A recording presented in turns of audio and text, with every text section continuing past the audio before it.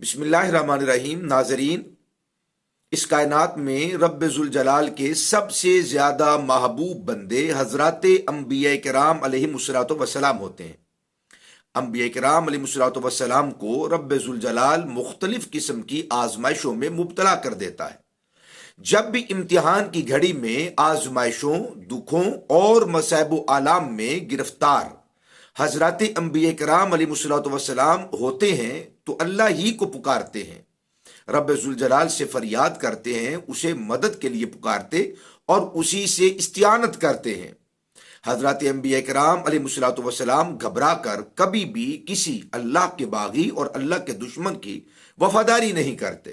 اور ان کے اس جھوٹے مذہب کی تصدیق نہیں کرتے اور انہیں پکارتے نہیں اور ان کی مدد کو قبول نہیں کرتے۔ صحیح مسلم شریف کی روایت ہے، ایک مشرک نبی اکرم صلی اللہ علیہ وسلم کی بارگاہ میں حاضر ہوا اور عرض کی، سیدی یا رسول اللہ صلی اللہ علیہ وسلم، میں بھی آپ کے ساتھ غزوہ جیش العسرہ میں جانا چاہتا ہوں۔ آپ صلی اللہ علیہ وآلہ وسلم نے اس سے پوچھا، کیا تم ایمان لے آئے ہو؟ اس نے کہا، نہیں، میں ابھی مشرک ہوں۔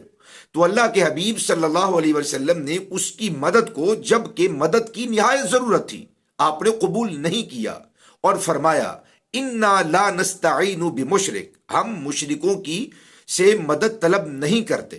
مگر دوسری طرف دیکھیے، قادیان کا جھوٹا مدعی نبوت یعنی مرزا غلام قادیانی، جب اس پر کسی قسم کی کوئی مصیبت آتی تو وہ المدد یا انگریز،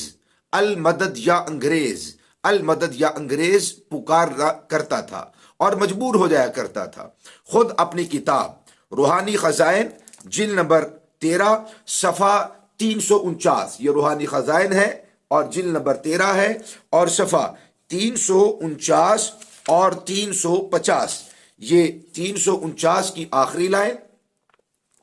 اور اسی طرح 350 کے صفحہ کے اوپر، وہ جب اس پر مصیبت آئے تو انگریز کو پکارنے لگتا ہے، یہ صفحہ 350 ہے۔ وہ لکھتا ہے، جب اس پر کوئی مصیبت آئی تو انگریز کو لکھتا ہے، میرے قلم کی وہ خدمات جو میرے 18 سال کی تالیفات سے ظاہر ہے، سب کی سب ضائع اور برباد نہ جائیں، اور خدا نخواستہ سرکار انگریزی اپنے ایک قدیم وفادار، خود اعتراف کرتا ہے کہ قادیانی وہ انگریزوں کا نیا نہیں بلکہ پرانا وفادار تھا، کہتا ہے انگریزی اب خدا نخواستہ سرکار انگریزی اپنے ایک قدیم وفادار اور خیر خواہ خاندان کی نسبت کوئی تقدر خاطر اپنے دل میں پیدا کرے۔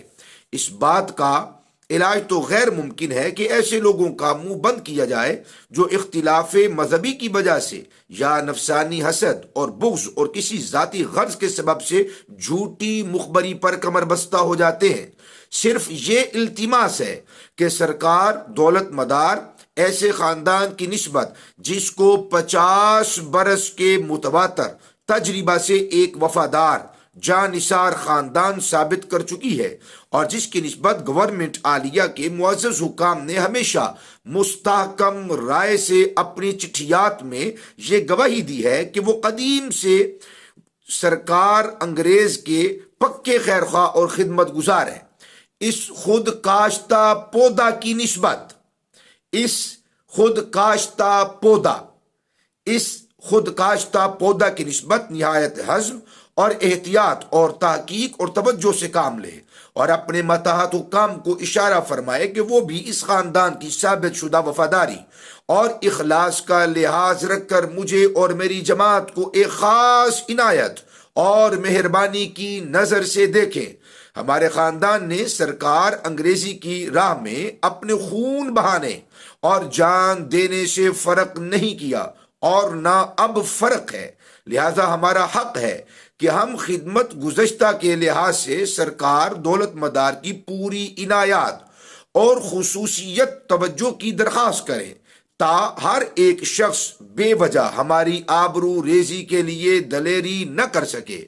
اس کی اپنی تحریر سے ثابت ہوا کہ یہ پورے کا پورا خاندان انگریزوں کا وفادار تھا، عیسائیوں کا وفادار تھا، اور عیسائیوں نے ہی مسلمانوں میں پھوٹ ڈالنے کے لیے ان کے سینے میں یہ مونگ ڈالا تھا، جس کو مرزا غلام قادیانی کہا جاتا ہے۔